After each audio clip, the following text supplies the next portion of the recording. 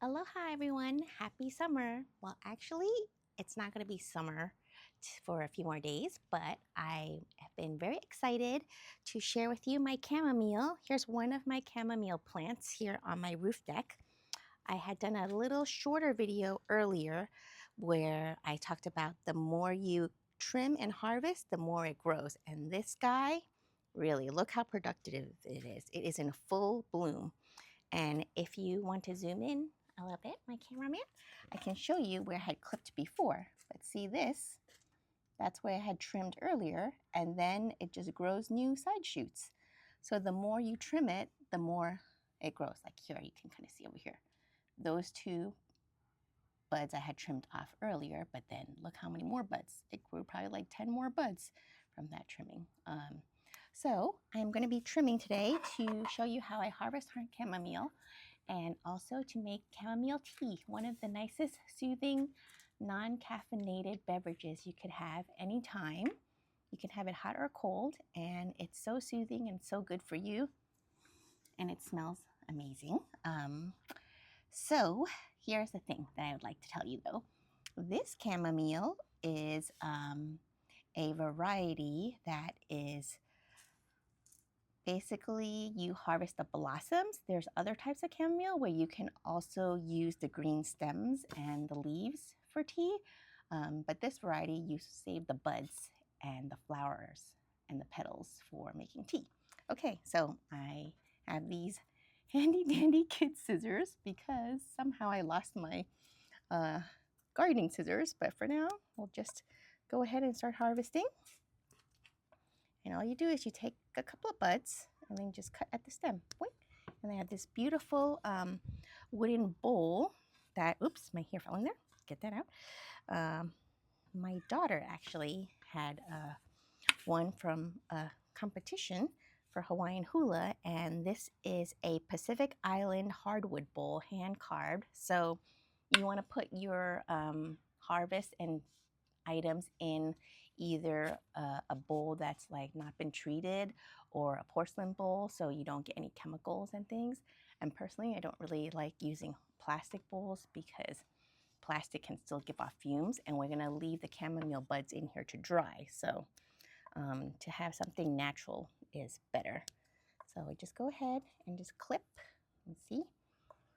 And I'm just dropping them in here. Actually, I'm going to put this down because it's hard to squat and do this at the same time. But thank you. Last time I was trying to harvest and video at the same time, and that was very challenging. Okay, but you just basically hold on to the little buds and try to be gentle with them. And oh, also I forgot to add this. You should wash your hands beforehand because you don't want the oils and dirt from your hand to be getting onto the buds because you're going to be eating it later, well, drinking it for tea. So there we go. And then you can see some of the buds that have been more dry, they tend to crumble, but that's okay. It's just naturally because that's what it does for making seed. So, and don't be afraid to trim because as I said, the more you trim it, the more it grows. And it will, the way nature intends is that its job is to propagate, to make babies, make seeds. So it's going to want to flower and basically promote its growth for another generation. So it's going to want to make seed. And this plant actually came from the seed of a chamomile plant I had last year, and I had planted the seeds. So if you let these buds get too dry, it will eventually, actually let me zoom in and I can show you. See this bud right here? I'm just gonna pick it and it'll just probably crumble. There you go. And all those little things would become seeds. So usually what happens in nature is it dries up, it crumbles, and then the wind, I'm gonna blow on it, you'll see, would spread it, and that's how the seeds get spread into other soils and grow new chamomile plants. So our goal is to harvest these buds before they become seeds and blow away. And then we can make tea with them. Okay, I'm just gonna keep harvesting here. and then we'll go downstairs and talk about how I make tea.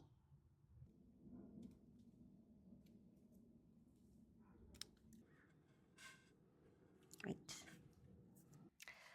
So here's my beautiful chamomile that I harvested, and you can kind of see the difference of the buds, but I want to show you this chamomile compared to this jar of chamomile that I have. This is from last year, and basically what you want to do is you want to have this out to dry, and we live in Southern California, which is a very desert type of climate. And so I can just leave this out. It doesn't even have to be in the sun, but out on the counter for about a week, and it will pretty much dry up, and I can keep it and store it in a jar. If you live somewhere that's more damp, you might want to put it out in full sun. Just be aware that it is very light and fluffy, so if it's windy, you should shield it with like a cloth or fabric so that it doesn't blow away, because I've made that mistake once where I left my bowl outside and came back later and all of my chamomile blew all over my roof deck and yard, and then you'll be sad. So okay, just wanted to show you that. It already smells amazing, and actually if you wanted to, you could make tea with just the fresh chamomile. It's just as delicious, except that when it's been dried, it concentrates the flavor, so it's a deeper, more fragrant, earthy flavor. So I'm going to show you how to make tea with my dried chamomile, and it's pretty easy. Okay. Okay, here's my little teapot. You can pretty much use anything, but I like this teapot because it comes with this reusable mesh, so you don't get little bits of chamomile bits in it. But if you don't mind, you can literally just put it in a cup and add hot water. So, oops, I'll just go like this. And I'll take about like a tablespoon of chamomile, probably like, I don't know, 10 or 15 buds. Put it in my teapot. There you go. That's it. In there, and just add hot water. Okay. Okay, I happen to have this Insta-Hot, so I can just add boiling hot water to this. And then you can see it breaks up the chamomile buds. And there we go. And we'll let it steep for about 3 minutes. While I'm waiting for my tea to steep, I like to put a little organic honey, and well, natural honey, basically unfiltered, and then some lemon from my garden. I already started cutting this one, but my lemons are very juicy. So I'm going to make 2 cups of tea, one for me and my cameraman. Just a little squeeze of lemon.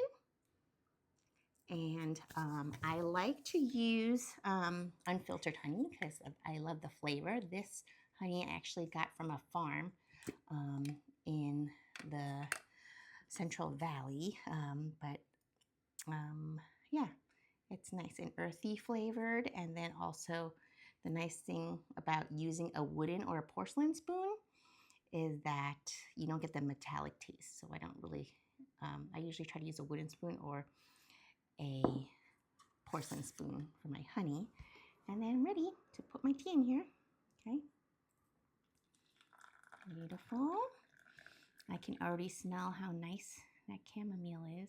Oh, that's lovely. Okay. And then for the other glass or the other cup. Ooh, nice and hot. There we go. There's a little seed in there. And that's it. I'm going to take a sip, nice and warm.